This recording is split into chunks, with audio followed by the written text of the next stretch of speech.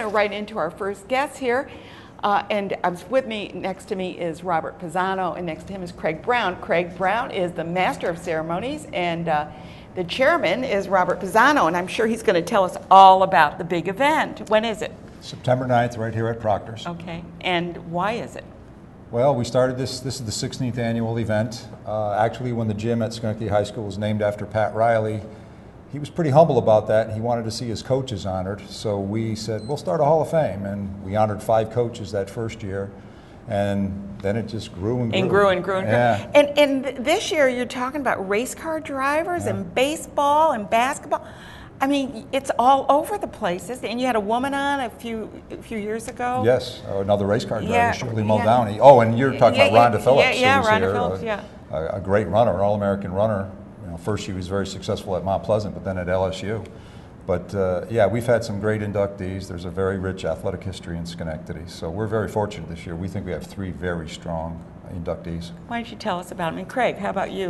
Do you like being a master of ceremony? Well, I don't know. I think I got stuck with the job, and it's sort of just progressed for the next 15 years. So do you have to do a lot of research on these inductees before? Bob does most of the research, but basically I know most of the players from at least 1950 on from Mount Pleasant, which Eddie Barnowski has won this year. So. Okay, so And let's I played against him in So you're going to tell us about Ed Barnowski. Well, I'll tell you a little bit. He went to Mount Pleasant, then went to Syracuse University, ended up being drafted by the Baltimore Orioles, set all kinds of records in the minor leagues, and then in, I think it was 1960. And there's his photo. We got it up there. 1966, Bob, was it? Did he? 65, 66. He played with the Orioles, Baltimore Orioles in September. And that's his baseball card? Is that it? Yeah, that's it. He pitched with the Baltimore Orioles in 1965 and 1966 for parts of those seasons. The Orioles actually won the World Series in 1966. And Craig mentioned his minor league feats. He pitched 2 no-hitters in the minor leagues. He struck out 322 batters in 222 innings, led all minor leagues. And he was an inductee into the Capital District Baseball Hall of Fame not long ago, the inaugural class. A very successful athlete. Tell us about our race car driver.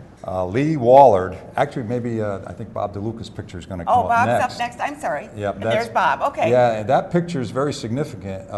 Number 40 is Bob DeLuca taking a jump shot for Linton in the 1961 championship game of the Holiday Festival.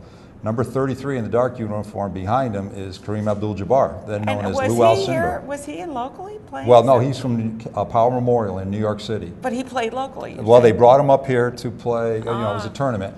And the picture's now down, but in the background is Pat Riley boxing out. So okay. That's Pat Riley. What a in significant the lower left photograph. It's a great photo. Bobby's taking the jump shot.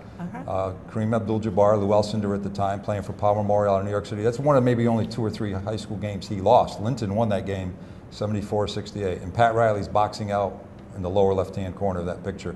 Bobby played at Linton, then Cornell, was all Ivy League for 2 years. 7th on the all-time Cornell scoring list when he graduated, had a NBA tryout. He too is in the Capital District Basketball Hall of Fame, inaugural class, and he was an honorable mention Converse All-American. Okay, and then we have a race car driver. Then there's the race car driver. Lee Wallard is the 1951 winner of the Indianapolis 500, and he did that in record time. In 1948, he was 7th in that race. In 1950, he was 6th in that race. He led for a good part of the 1949 race before he had mechanical problems. He's in the Auto Racing Hall of Fame. He was Schenectady Athlete of the Year in 1951. So we think we have a strong class. You have a very strong and great inductees. Can I ask you what happened to these guys? What are they doing now? Are they all retired or? Yeah, Ed Barnowski's retired, living in Minnesota. Bob DeLuca worked with the state teachers retirement system, and he's living in South Carolina now. Lee Wallard passed away 50 years ago, so he is... You have a family representative coming? We do have family coming, yes. Yeah, great. So when can they join in on this big celebration? Again? It's going to be on September 9th, right here at Proctors. It's a Monday, right? It's a Monday evening, 4:30 reception, 6:15 dinner, and then the induction ceremonies will follow. We have we think a very special guest speaker, Tom Chestnut, played basketball at Linton, and then at Princeton. His Princeton basketball teams were very successful, won 2 Ivy League titles, and one team was ranked as high as 3rd in the country. He went on and played ball in Europe, where he led the Dutch team in scoring. He's been president and chief operating officer of the Cleveland Cavaliers, and also was the chief operating officer of the Philadelphia 76ers of the NBA.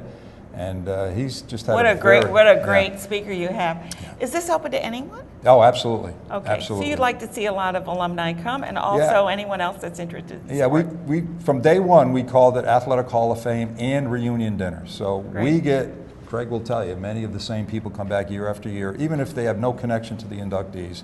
They're former Mount Pleasant, Not Terrace, or Linton athletes, maybe Schenectady High School, the original Schenectady High, and now the. And I remember that was quite a high school. Yeah, there was gone, but it was really neat. So we usually get a nice turnout. We've had as many as 600 people here at Proctors. That's great. Yeah.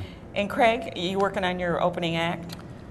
Well, we work on it. It changes pretty much weekly because we get different people coming that we want to introduce when we're there. So yeah, we change it weekly, but it's in progress. So you'll be able to see the spectacular Craig Brown. I don't know about spectacular. We were discussing on the way down here that this is the 75th year that the Grout Run will take place, which is a very famous cross-country run in Central Park, and we have two people coming in. One from Not Terrace, one from Mount Pleasant. Oh, great. Jack Meter and Rick DiCamillo. One won the 1948 race, and one won the 1953 race. So they'll be here, and we're going to introduce them. That will be part of the evening. Good. Our lights just went out, but we're good. We're good. They can see us. Look, look. Good. You never know what happens on the show, but here we are.